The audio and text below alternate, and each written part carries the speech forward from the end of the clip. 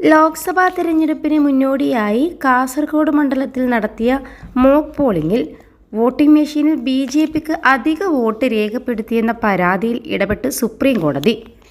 സംഭവവുമായി ബന്ധപ്പെട്ട് അന്വേഷണം നടത്താൻ തെരഞ്ഞെടുപ്പ് കമ്മീഷന് സുപ്രീം കോടതി നിർദ്ദേശവും നൽകി. കുറഞ്ഞത് 4 വോട്ടിംഗ് യന്ത്രങ്ങൾ BJPക്ക് അനുകൂലമായി വോട്ട് രേഖപ്പെടുത്തിയെന്നാണ് പരാതിയിലുള്ളത്. VVPATകൾ എണ്ണുന്നതുമായി ബന്ധപ്പെട്ട ഹർജിയിലെ വാദത്തിനിടെ മുതിർന്ന അഭിഭാഷകൻ പ്രശാന്ത് ഭൂഷണാണ് കാസർകോട്ടെ വിഷയം കോടതിയുടെ ശ്രദ്ധയിൽപ്പെടുത്തിയത്. എന്താണ് സംഭവിച്ചതെന്ന് പരിശോധിക്കാൻ തെരഞ്ഞെടുപ്പ് കമ്മീഷന്റെ അഭിഭാഷകന് സുപ്രീം കോടതി നിർദ്ദേശവും നൽകി. വോട്ടിംഗ് മെഷീനുമായി ബന്ധപ്പെട്ട നടപടികളിൽ കൃത്രിമം നടക്കുന്നില്ല എന്ന് ഉറപ്പാക്കാനുള്ള പ്രക്രിയകൾ എന്തൊക്കെയാണെന്ന് വിശദീകരിക്കാനും അഭിഭാഷകനോട് കോടതി നിർദ്ദേശിച്ചു. മോക്ക് പോളിൽ BJPക്ക് അധിക വോട്ട് ലഭിച്ചതുമായി ബന്ധപ്പെട്ട് LDF, UDF സ്ഥാനാർത്ഥികളുടെ ഏജന്റുമാർ പരാതി ഉന്നയിച്ചിരുന്നു.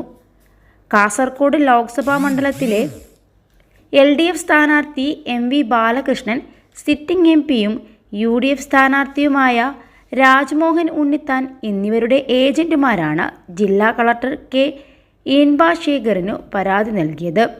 മോക്ക് പോളിൻ്റെ ആദ്യ റൗണ്ടിൽ 190 വോട്ടിംഗ് മെഷീനുകളും പരിശോധിച്ചു. 20 മെഷീനുകളാണ് ഒരു സമയം പബ്ലിഷ് ചെയ്തത്. ഒരു യന്ത്രത്തിൽ വോട്ട് രേഖപ്പെടുത്താൻ 10 ഓപ്ഷനുകളുണ്ട്.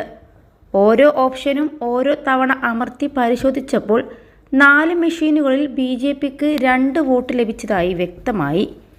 BJPയുടെ ചിഹ്നത്തിൽ അമർത്താതിരുന്നപ്പോഴും പാർട്ടിയുടെ കണക്കിൽ ഒരു വോട്ട് രേഖപ്പെടുത്തി.